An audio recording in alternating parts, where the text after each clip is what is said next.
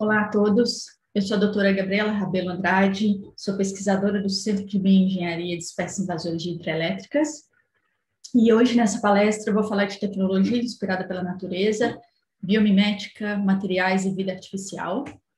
Vou falar de alguns conceitos dentro dessa palestra que estão todos ligados ao conceito de biomimética. A ecologia, a biologia e materiais biológicos, eles descrevem a vida como ela é, a natureza como ela é. No design, na engenharia e na ciência da computação, a gente tem na biomimética o que seria uma imitação da vida, ou uma mimese da vida. E quando a gente chega na área de vida artificial, que está bastante ligada à área da ciência da computação também, a gente tem a natureza como ela poderia ser, ou a vida como ela poderia ser. Bom, quando a gente fala de biomimética, a gente, em geral, encontra diversas fontes de inspiração. Pode acontecer no nível do organismo, do comportamento de um organismo, de um grupo de organismos, ou de um ecossistema completo. E quando a gente pensa em organismo, a gente pode pensar na forma, nos materiais, no processo de desenvolvimento, em outros processos que acontecem ali durante a vida desse ser vivo ou dentro do corpo desse ser vivo, e as funções de cada estrutura. Todos esses níveis fazem parte de fontes de inspiração para a biomimética. Aqui eu trago um exemplo. Esse trem foi redesenhado a partir da biomimética. Esse é um projeto japonês que se inspirou no martim pescador, que é um pássaro que mergulha na água. Eles tinham um problema grande com o excesso de barulho que esse trem fazia quando ele entrava no túnel. Depois de vários testes e adaptando o formato desse trem, eles conseguiram ficar abaixo desses 70 decibéis e também acabaram fazendo um trem 10% mais rápido e que usasse 15% menos eletricidade. Esse é um outro produto, é um outro exemplo de inspiração no nível de material. Esse produto acima, aqui do lado esquerdo, é o Neverwet. Ele, inspirado na folha de lótus, que tem propriedades autolimpantes e hidrofóbicas, a empresa conseguiu desenvolver um produto que protege, né, as superfícies com uma mistura de textura de superfície e de um material, uma cera, como vocês podem ver aqui nessa imagem. Aqui, pensando em inspiração no nível de comportamento, esse é um algoritmo que eu desenvolvi durante meu doutorado. É um algoritmo minimalista de forrageio, que foi inspirado pelo C. elegans. Aqui eu usei algoritmos bioinspirados de otimização também. Então, do lado direito, a gente vê uma geração mais avançada que conseguiu aprender e otimizar para encontrar esses pontos, né, com comida, que são esses pontos no centro, evitando essas ameaças, né? Esses pontos vermelhos ao redor. Aqui a gente tem duas abordagens principais da biomimética. A primeira, né, top-down, de cima para baixo, ela parte geralmente de um problema, de uma demanda, geralmente industrial, para que então se procure na natureza uma solução ou alguma potencial solução que poderia aplicar para esse problema. Aqui à direita a gente tem a abordagem bottom-up, de baixo para cima. Essa abordagem começa a partir de um potencial, de uma solução encontrada na natureza, para que se procure, então, um problema ou uma demanda, também geralmente industrial, para que se possa aplicar esse conhecimento observado e essa solução observada na natureza. Bom, um ponto bastante importante a se considerar são as peças, né, que estão disponíveis para a gente desenvolver produtos que são radicalmente diferentes das peças que a gente encontra na natureza. Então, na natureza a gente tem músculos, tendões, ossos, conchas, enfim. Enquanto que para a engenharia e para o design industrial a gente tem engrenagens, fios, enfim, plástico.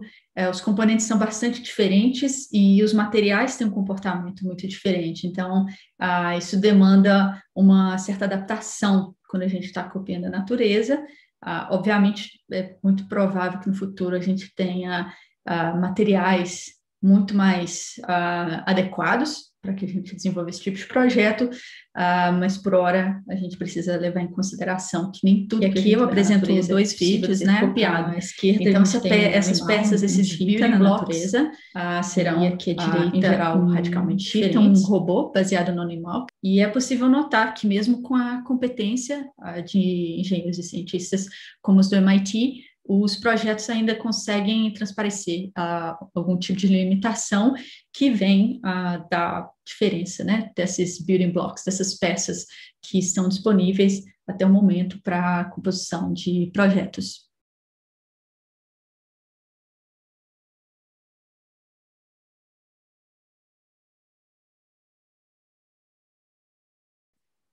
Aqui uma outra noção importante que é de escala e de biomecânica. Então, aqui no meio a gente vê o que seria uma gazela de 1,8 toneladas, bastante assustadora. Isso aconteceria se a gente só mudasse a escala do organismo, como ele é. O que acontece na natureza é que, em geral, os animais, os organismos, eles não seguem um padrão de similaridade geométrica, que seria essa gazela aqui do meio, eles seguem um padrão de similaridade elástica. Então, o que seria correspondente àquela gazela ali de 18 quilos é o rinoceronte, que está ali abaixo. Ainda dentro do conceito, né, de biomecânica, quando a gente considera também um meio, é muito importante notar que na transposição de um design, ou de uma inspiração de um meio para o outro, da água para o ar, ou vice-versa, muitas coisas têm que ser consideradas. Aqui a Festo fez isso muito bem, com organismos que são originalmente na água e foram transpostos para o ar. Isso requer uma adaptação, considerando a diferença de viscosidade dos meios, enfim. Bom, mas tudo na natureza vale a pena ser copiado, toda e qualquer coisa que a gente encontra. A gente como gênero Homo, tem uma presença bastante recente na Terra, mas se a gente considera todos os organismos multicelulares, eles já estão aqui há 600 milhões de anos estimados. E se a gente considerar também toda a era da vida na Terra, essa era tem bilhões de anos. Então, todos esses organismos, os que estão aqui, talvez alguns até que já se transformaram em fósseis, eles passaram por um processo longo de evolução, de sobrevivência dos mais aptos, de tentativa e erro, e coloco aqui também de erro e tentativa, se a gente for considerar que as mutações, elas vêm antes dessa tentativa de sobrevivência. Algo que eu gostaria de pontuar é o que o Gary Marcus, autor desse livro, chama de kludge, que é uma solução meio bagunçada, e não necessariamente muito elegante, mas bastante efetiva para um problema. Aqui no Brasil a gente chama isso de gambiarra, e um exemplo disso é a coluna, nossa coluna vertebral. Qualquer pessoa que tenha tido algum problema de coluna, uma dor nas costas, e eu me incluo nesse grupo, vai concordar comigo, né, de que essa não é a solução ideal, mas né, no contexto que era provavelmente uma savana africana, uma floresta, enfim, andar de pé e poder ver predadores à distância, talvez ver presas e ter as mãos livres, né, para usar ferramentas, certamente foi uma vantagem, mesmo que isso tenha causado problemas, né, posteriores na nossa coluna. Isso acabou evoluindo porque não era a melhor solução, mas ela era efetiva, ela funcionava. O Gary Marcus tenta explicar isso através de uma alegoria de montanhas. Então, cada vez que uma solução da natureza vai se otimizando, ela vai ficando mais eficiente, né, através do processo de evolução, é como se ela estivesse subindo uma montanha. Então, em alguns momentos, a gente tem uma bifurcação em que, a partir de um ancestral comum, duas diferentes ou mais soluções irão surgir, e eles vão começar a traçar um caminho diferente, por duas montanhas diferentes. Então, muito embora a gente tenha, ao final, soluções que estejam próximas em termos de altitude, a gente vai ter soluções que estão bastante distantes em termos de espaço. E, obviamente, não é possível que se pule, né, de uma montanha para outra, já que talvez o arcabouço genético, né, que permitiu a criação daquilo já tenha sido abandonado, descartado nesse processo. Uma representação semelhante é utilizada pelo George McGee para explicar a evolução convergente. Esse é um conceito que eu acho especialmente útil quando a gente está falando de biomimética. A evolução convergente trata de organismos que tiveram um caminho evolucionário diferente, mas que resultaram em resultados muito próximos. Aqui, por exemplo, na parte superior, a gente vê peixes que têm esse formato fusiforme, que são adaptados para nadar com grandes velocidades. E aqui na parte de baixo, a gente tem um réptil já extinto, e mamíferos, mas que evoluíram para formatos muito semelhantes, muito embora esse caminho evolutivo tenha sido completamente separado. Então, com répteis e mamíferos, a gente tem animais que viviam na terra e que retornaram à água, enquanto os peixes sempre estiveram, né, surgiram e sempre estiveram na água. E, no entanto, eles encontraram soluções muito próximas. Aqui, no outro exemplo, temos 4 mamíferos que evoluíram soluções para planar, e como vocês podem ver aqui pelo mapa, eles ocorrem em regiões bastante distantes. Obviamente, eles têm um arcabouço genético comum, em alguma medida, e, portanto, evoluíram soluções que são prolongamentos da pele, né, entre os membros, mas que evoluíram separadamente para soluções que convergiram, que são muito parecidas. Em répteis, a forma encontrada para essas morfologias, né, de planar são um pouquinho diferentes, cumprem um papel semelhante, mas geralmente elas vêm como um achatamento do corpo, prolongamento da caixa torácica. A gente viu isso evoluir também em anfíbios, também de uma maneira diferente, que é pelo prolongamento de membranas entre dedos, e até em peixes. Enfim, a gente tem evolução em diversos grupos que são bastante diferentes e que convergiram para a mesma função, de certo modo, e surpreendentemente também, a gente encontra isso em artrópodes, que conseguem, né, essa morfologia para planar através desse achatamento de alguns membros ou de algumas seções desses membros. Não sei se eles chegam a planar ou se é mais cair com estilo, mas, enfim, a gente tem também essas soluções entre artrópodes. E quando a gente fala de superfícies funcionais, a gente encontra também muitas soluções que são semelhantes. Então, quando a gente está falando de mecanismos de adesão, aqui do lado a gente tem o abalone, estudado pelo grupo do professor Mark Myers, que é um pouco semelhante, bastante semelhante à técnica, né, à forma que as lagartixas gecko encontraram. Temos diversos outros exemplos estudados pelo professor Gorb. E aqui a gente encontrou estruturas bastante semelhantes também no pé do mexilhão dourado. Esse pé ele é utilizado para tatear o ambiente, para aderir ao ambiente, e ele é anterior à criação do bicho. Então, essas estruturas, esse pé coberto por cílios, é o que o mexilhão usa para tatear esse ambiente. Bom, mas seriam apenas os traços convergentes o que valeria a pena copiar da natureza? Valeria a pena tentar mimetizar?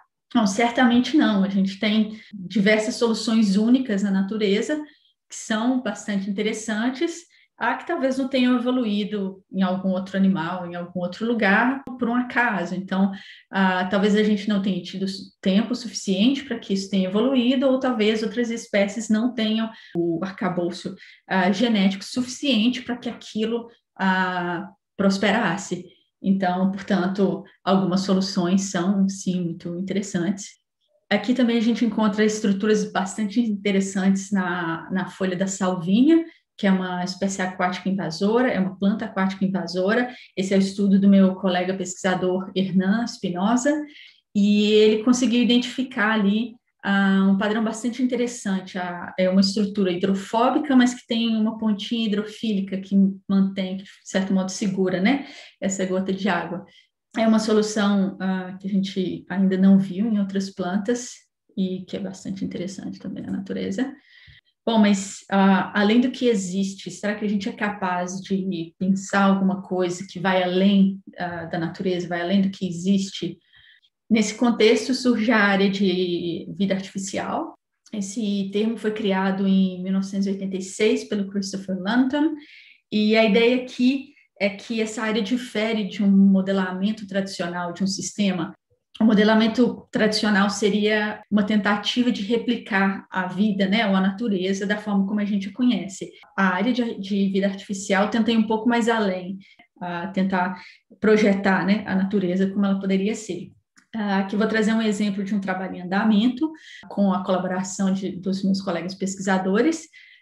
Aqui a gente está tentando compreender melhor a estrutura dos biofilmes, que são uma forma emergente de vida bacteriana. Então, no mesmo biofilme, a gente tem uma matriz e a gente tem diversas espécies de bactérias que interagem nesse biofilme e cujas propriedades são bastante diferentes das propriedades dessas bactérias isoladamente.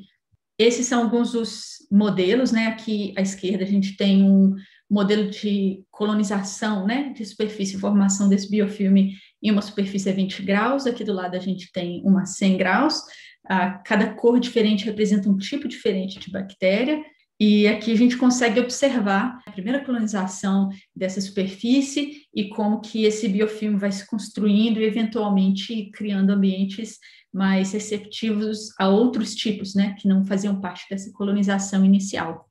Um dos objetivos, né, com esses modelos é que a gente consiga observar o que está acontecendo ali dentro desse biofilme, como que existe uma transição de gerações, de camadas, enfim, a gente consegue observar questões ali da interação dentro desse biofilme que a gente não conseguiria observar em técnicas tradicionais de microscopia. Então, aqui a gente vê o sistema dinamicamente sendo composto e evoluindo.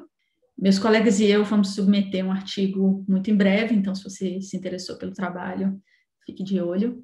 Bom, e por que a gente quer entender tão bem esse biofilme? Porque a compreensão desse biofilme como um sistema e um sistema dinâmico vai permitir o desenvolvimento de soluções para o combate desse biofilme nos locais onde ele não é desejado, né? Aqui a gente tem um projeto que ainda está em fase bastante inicial para combater esse biofilme dentro de ambientes industriais, especialmente dentro de tubulações de difícil acesso. E com a colaboração do meu colega Vinícius de Abreu, nós temos tentado pensar em robôs autônomos e que passariam a fazer parte de um ecossistema, digamos assim, dentro dessas tubulações. Então, a ideia aqui é que a gente tivesse robôs que são capazes de viver ali, muito semelhante a um cascudo, nesse caso aqui, aquele cascudo que fica no aquário, né, fica naquela superfície do aquário, do vidro, utilizando esse biofilme como alimento, né, para manter esses sistemas funcionando.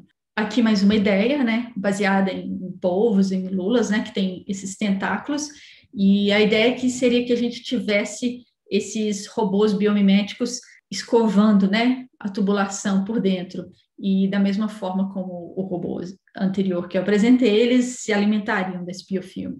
Bom, e dando um outro passo à frente, e se a gente não conseguir copiar a natureza? Como eu falei anteriormente, essas building blocks, essas peças, né, disponíveis para o desenvolvimento de produtos e soluções, elas são bastante diferentes ainda dos materiais, né, que a natureza encontra para os seus organismos, né, para compor organismos. Em alguns casos, como esse da direita aqui, a gente tem esses cães que trabalham em aeroportos tentando detectar substâncias perigosas, enfim, ou proibidas. A gente tem na natureza sensores que são muito complexos, muito sensíveis, que estão nesses organismos. Bom, e por que eu estou falando isso? A gente sabe que o mexilhão dourado é um exímio filtrador.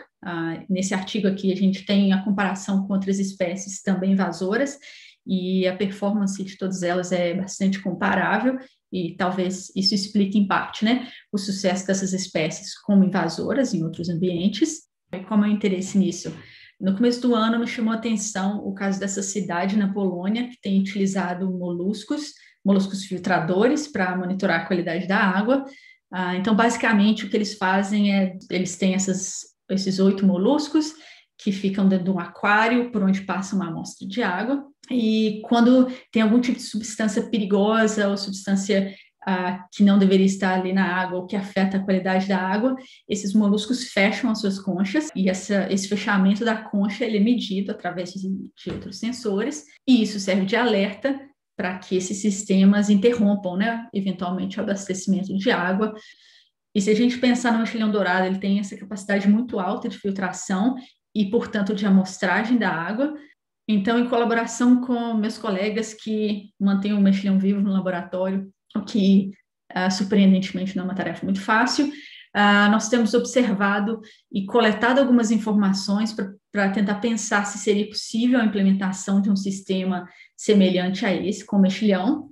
Aqui eu apresento uma prova de conceito bastante simples, bastante inicial. Então, a minha ideia aqui foi testar alguns sensores disponíveis, né, no mercado, testar a sensibilidade desses sensores de detectar pequenas mudanças, como é o caso do fechamento, né, das conchas das válvulas do mexilhão. Obviamente, esse projeto precisa avançar muito, mas, a princípio, temos algumas possibilidades de sucesso. Então, a gente pode imaginar que no futuro, naturalmente, apenas nas áreas, né, já invadidas pelo mexilhão, a gente possa utilizá-lo como uma ferramenta de monitoramento da água, especialmente a água para consumo humano. Então, quem sabe o mexilhão dourado não pode passar a compor essas peças, né, esses sensores que estão disponíveis para a gente, para a composição de sistemas e produtos industriais.